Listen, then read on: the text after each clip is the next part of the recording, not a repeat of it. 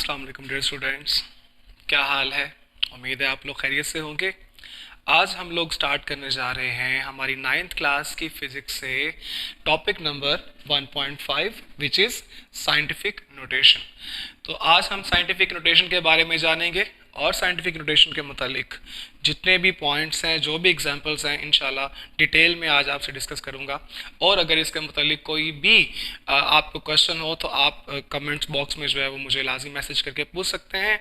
और उसके अलावा अगर आप हमारे चैनल पे नए हैं तो हमारे चैनल को सब्सक्राइब भी कीजिएगा, लाइक भी कीजिएगा और बेल आइकन को भी प्रेस कीजिएगा।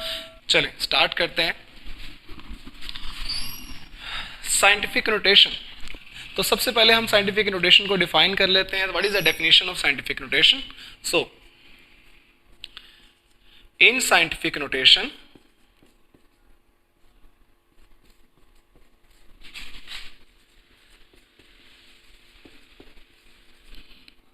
a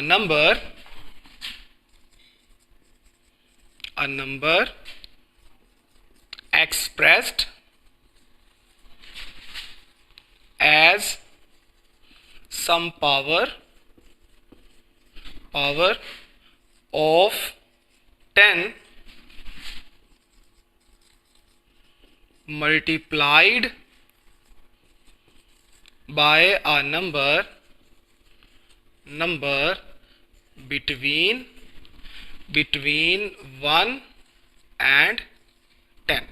सो बेटा जी डेफिनेशन की तरफ अगर हम जाएं तो ज़रा देखिएगा डेफिनेशन हमारे पास क्या है। इन साइंटिफिक नोटेशन में a number expressed as some power of 10, यानी कि साइंटिफिक नोटेशन में हम एक नंबर को 10 की पावर में एक्सप्रेस करते हैं, ठीक है, and multiplied by a number between 1 and 10, और उस 10 को ऐसे नंबर से मल्टीप्लाई करते हैं जो 1 और 10 के दरमियान एग्जिस्ट करता हो। सपोज अगर मैं आपको एक एग्जांपल दूं, ठीक है, आपके समझने के लिए मैं कहता हूं कि अगर हमारे पास 10 है तो 10 की पावर में हमें कोई नंबर एक्सप्रेस करना है। सपोज वो नंबर 10 हो सकता है, वो नंबर 5 हो सकता है, 4 समहाउ वो 1 डिजिट में भी हो सकता है, वो 2 डिजिट में भी हो सकता है, ठीक है। सो जिस तरह 10 की पावर में एक नंबर एक्सप्रेस करना है आपने, और इसी 10 को आपने मल्टीप्लाई कर देना है एक नंबर के साथ जो 1 और 10 के दरमियान एग्जिस्ट करता हो। सपोज 1 के और 10 के दरमियान कितने नंबर्स हो सकते हैं सिंगल डिजिट के अंदर? 1 2 3 4 5 6 7 8 9, ठीक है, जो 1 और 10 के दरमियान एग्जिस्ट करते हैं सिंगल डिजिट में। मैं सपोज कर लेता हूँ वो नंबर हमारे पास क्या है, वो नंबर हमारे पास 8 है, ठीक है।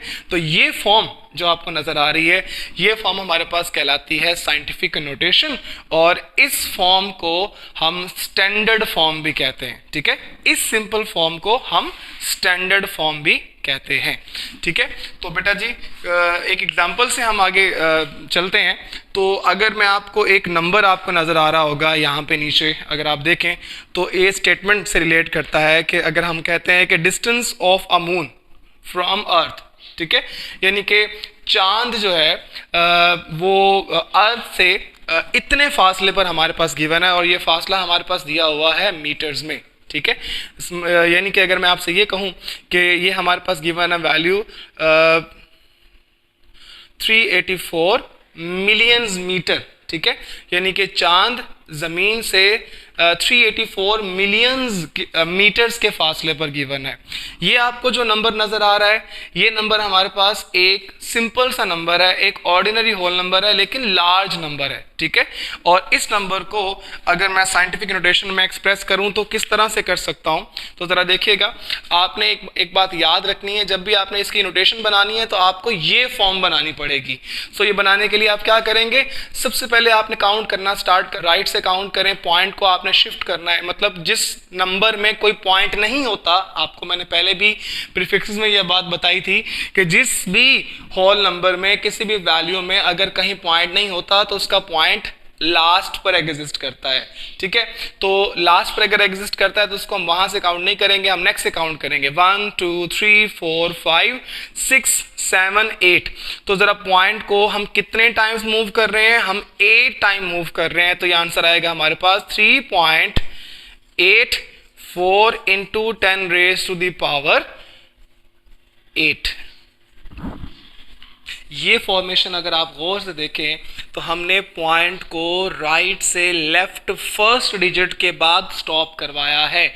तो फर्स्ट डिजिट के बाद अगर देखें तो फर्स्ट डिजिट है 3.84। तो 3.84 की अगर आप देखें तो ये वैल्यू हमारे पास 1 और 10 के दरमियान एग्जिस्ट करती है। सपोज यहां कहीं ये वैल्यू एग्जिस्ट करती है, मैं कहता हूं वो है 3.84। इट मींस दैट ये फॉर्मेशन हमारे पास कहलाएगी scientific notation and this form is also called standard form. आपने ये बात कभी नहीं भूलनी। चले बेटा जी आगे मूव करते हैं कुछ एग्जांपल्स की तरफ। आपकी बुक में इसी साइंटिफिक नोटेशन में ही नीचे आपको एक एग्जांपल नज़र आ रही होगी और ये वैल्यू है 62750। अगर आप इसको नोटेशंस में चेंज करना चाहते हैं तो ज़रा देखिएगा गौर से।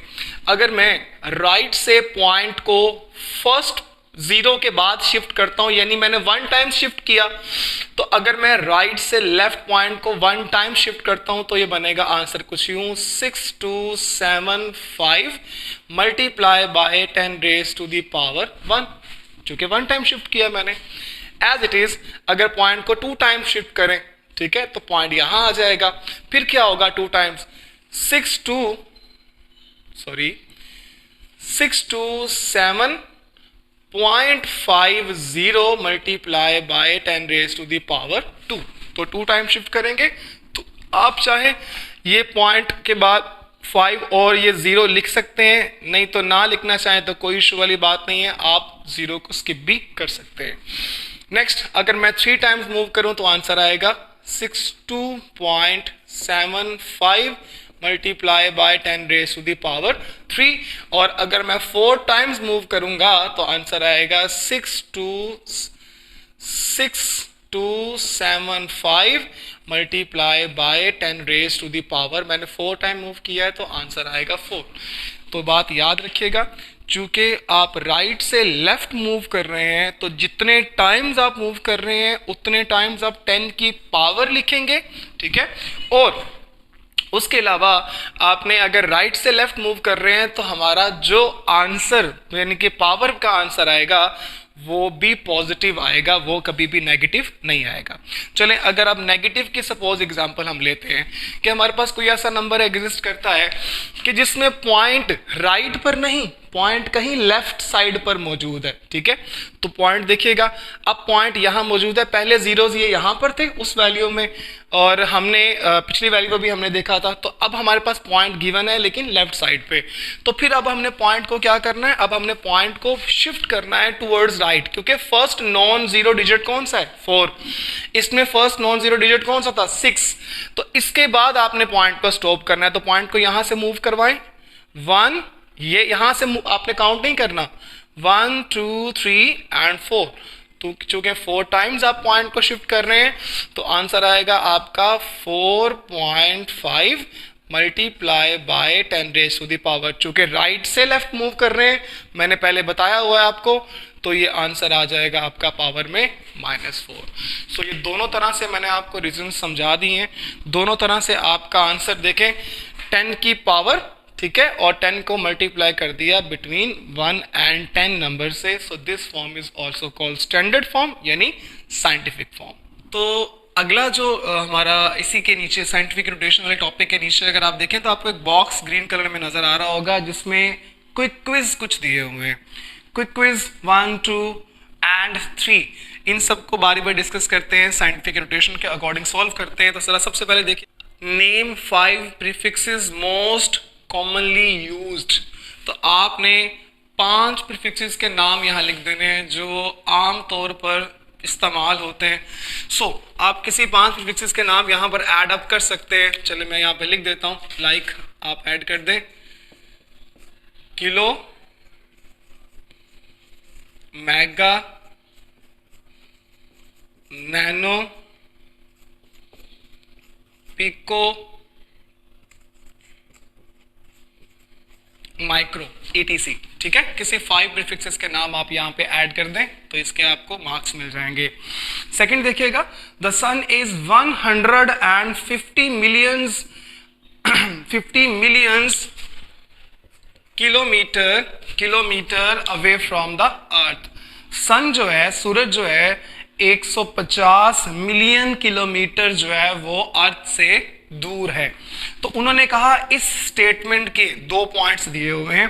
पहला, इसको ऑर्डिनरी होल नंबर में लिखे, ठीक है, आम होल नंबर में एक्सप्रेस करें, और दूसरा पॉइंट है इसको साइंटिफिक नोटेशन में लिखे। तो सबसे पहले हम इसको एक ऑर्डिनरी होल नंबर में अगर लिखना चाहें तो हम कैसे लिख सकते हैं? सो 150, तो अगर आपने मिलियन बनाना है 1 2 3 zeros एंड यहां पर क्या आएंगे हमारे पास 3 zeros। सो मिलियंस में हमारे पास कुछ ये वैल्यू बनेगी 150 मिलियंस, और साथ में आप ऐड कर दीजिएगा किलोमीटर, और ये सारा नंबर हमारे पास कहलाता है ऑर्डिनरी होल नंबर। अब इसको नोटेशन की फॉर्म में लिखते हैं हम। तो नोटेशन बनाएं जरा इसकी। मैंने आपसे कहा था पहले भी इस वैल्यू के अंदर कि अगर किसी में पॉइंट गिवन नहीं है तो पॉइंट कहां पर एग्जिस्ट करता है? राइट साइड पे पॉइंट एग्जिस्ट करता है, लास्ट पे।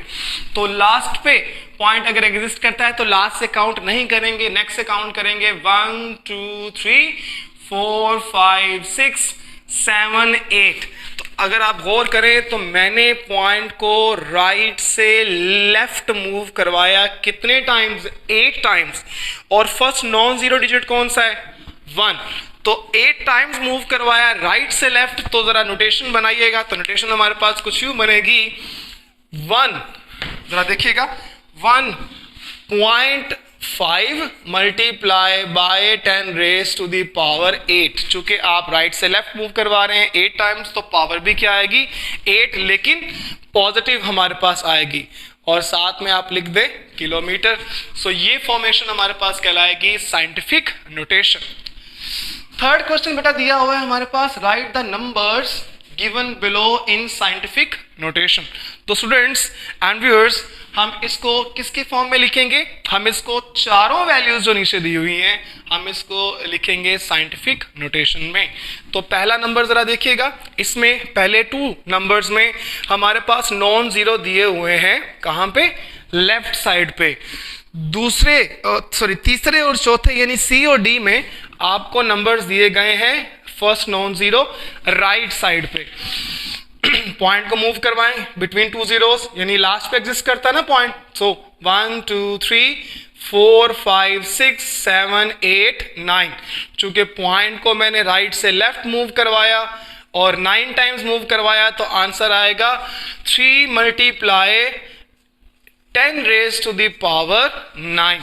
आप 3.0 भी लिख सकते हैं, कोई मसले वाली बात नहीं है, या पॉइंट के बाद जीरो एग्जिस्ट करता भी है तो आप उतनी वैल्यू नहीं होती उसकी, तो आप इस फॉर्म में भी इसको लिख सकते हैं, तो कोई मसले वाली बात नहीं है। 3 × 10 रेज़ टू द पावर 9 और लास्ट में लिख दें मीटर पर सेकेंड। चलिए फर्दर यहाँ मूव कीजिएगा 1 2 3 4 5 6। तो इसमें हम कितने टाइम्स मूव कर रहे हैं? 6 टाइम्स मूव कर रहे हैं, तो आंसर आएगा 6.4 × 10 रेज़ टू द पावर 6, ठीक है, मीटर।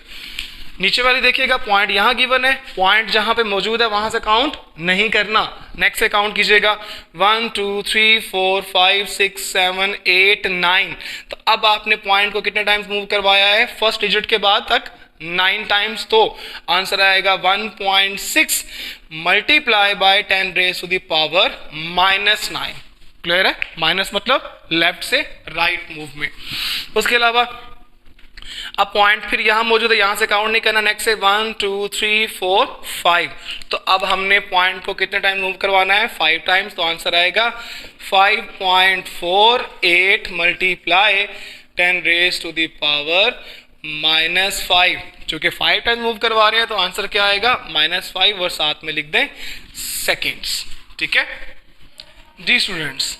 तो आज का लेक्चर हमारे पास यही था, ठीक है। और अगर आपको इसके मुतालिक कोई क्वेश्चन हो तो हमें कमेंट बॉक्स में लाजिम मैसेज कीजिएगा, और हमारा चैनल जो है वो सब्सक्राइब कीजिएगा, लाइक भी कीजिएगा, और बेल आइकन को भी लाजमी प्रेस कीजिएगा। बहुत शुक्रिया, अल्लाह हाफिज़।